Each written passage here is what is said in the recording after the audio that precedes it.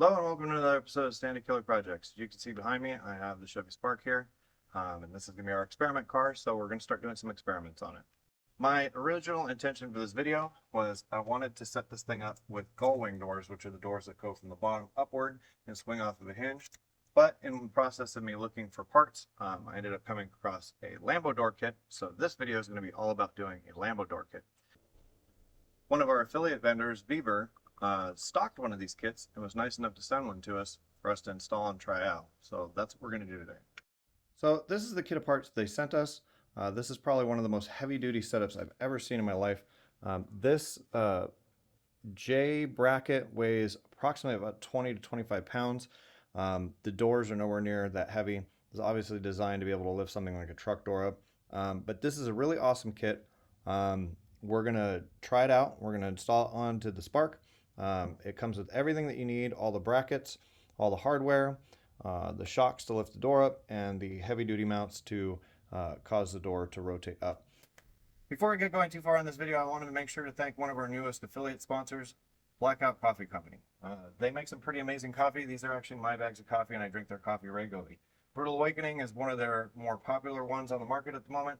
Pitch Black Espresso is actually my favorite. I think it's a really good full-bodied dark roast. Click the link below in the description, and that's our affiliate link. If you buy something from that link, remember, a small percentage of the sale ends up going to us to help fund our channel. So make sure to check out Blackout Coffee Company. Really good stuff.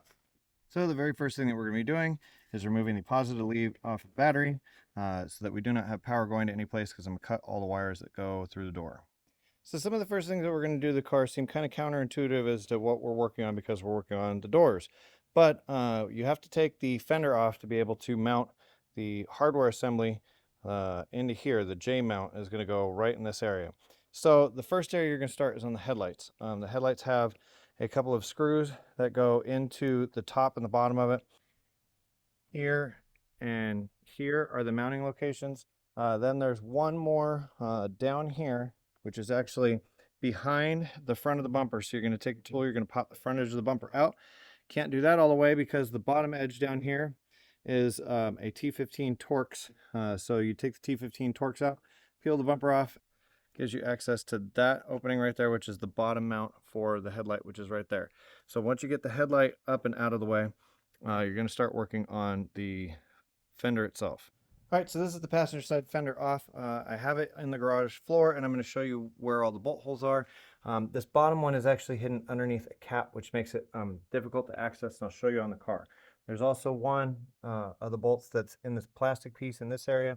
And then as you go up to the top of the fender inside of the engine compartment, there's a bolt hole here, a bolt hole here, and then underneath a plastic cover on the side of the car is a bolt for here. And the stupidest one of all of them is there's one right up here on the backside facing towards the fender, and that one is the hardest one to get to. All right, so looking at the opening where the fender was, you have to take two 7mm screws off of the bottom of the inner fender.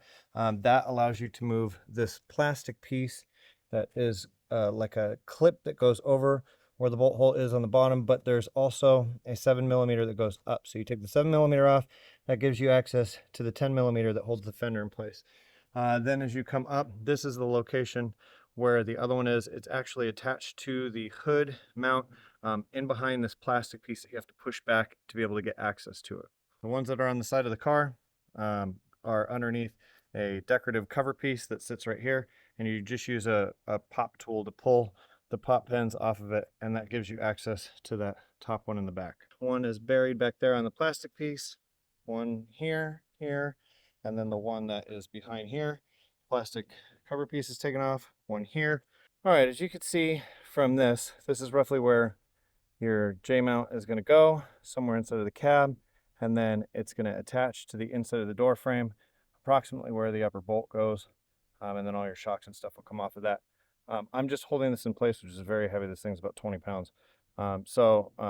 This is roughly what it's going to look like as it goes in.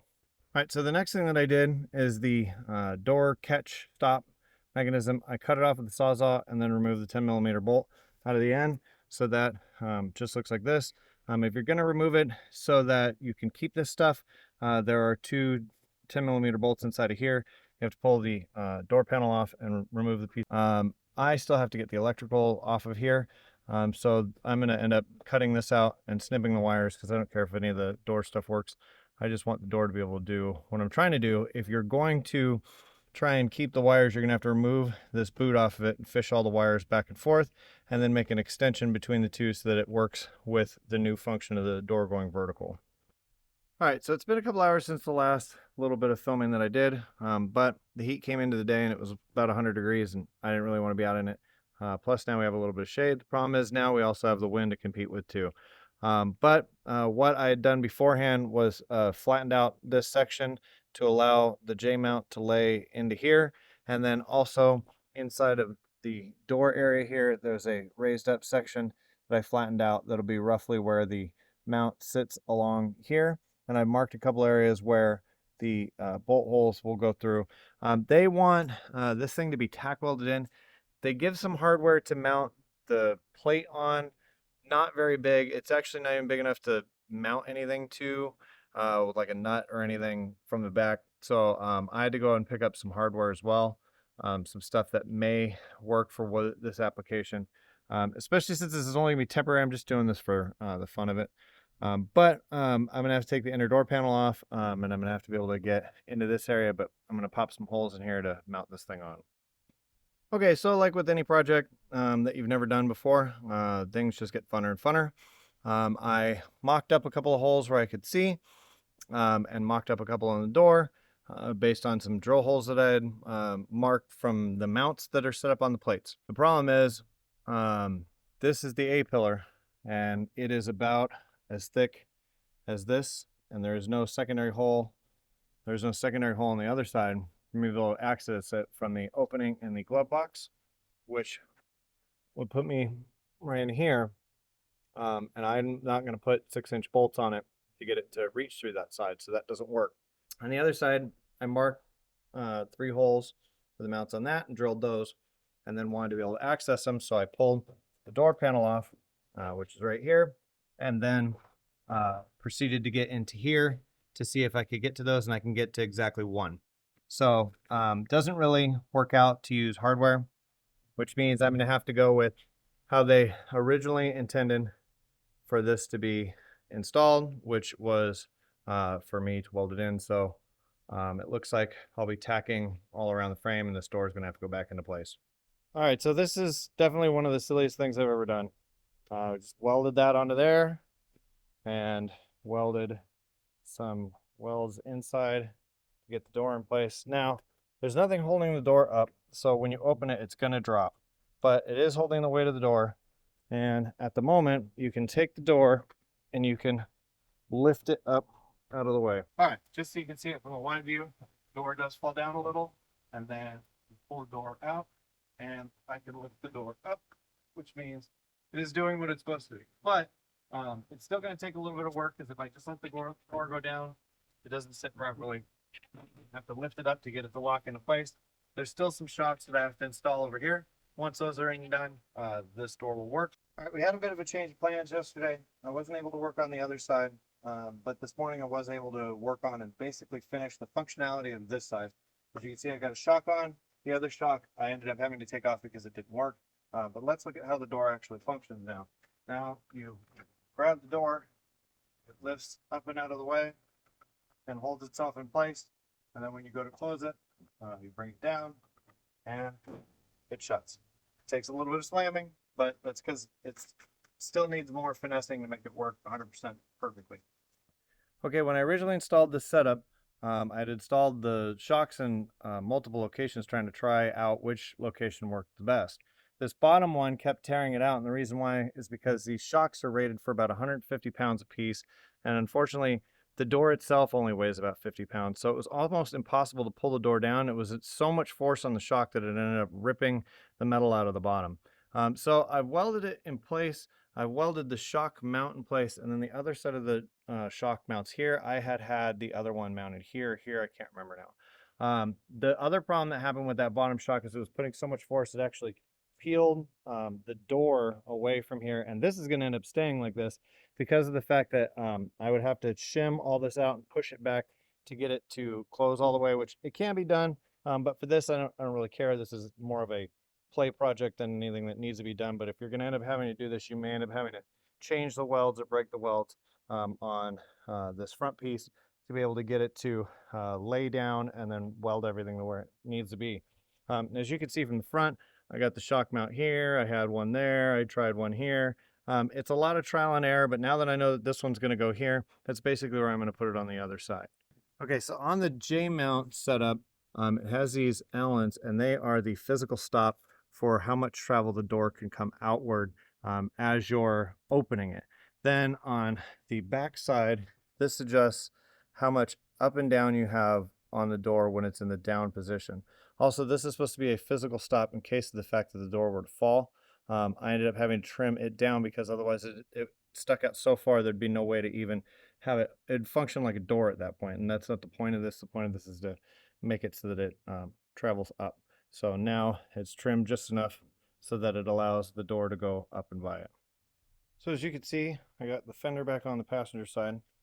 And what I did to make this work is on the inside here, I trimmed out this section of metal. Now it still wants to bow the fender. So I actually allowed it to and put a dent into the fender on purpose. Put all the bolts in place and I allowed it to make that dent right there. I had to do that because otherwise it would have taken a lot more work to get everything set. And like I said, this is just a play project, so I'm going to do the exact same thing on the other side so it pulls the dent the same way. All right, so this is the driver's side mounted in. I did everything basically the same way as I did on the other side. It's in roughly the same location. The one big difference between this side and the other side is how the doors actually got mounted. The door didn't sit as flat as it did on the other one, so I ended up having to put a spacer in on the side right here so that it reinforced the mount. Is this the proper way to do this? Again, no. This is just for fun. This car is never going to end up leaving this property. You can see the spacer bracket a little bit better from the inside.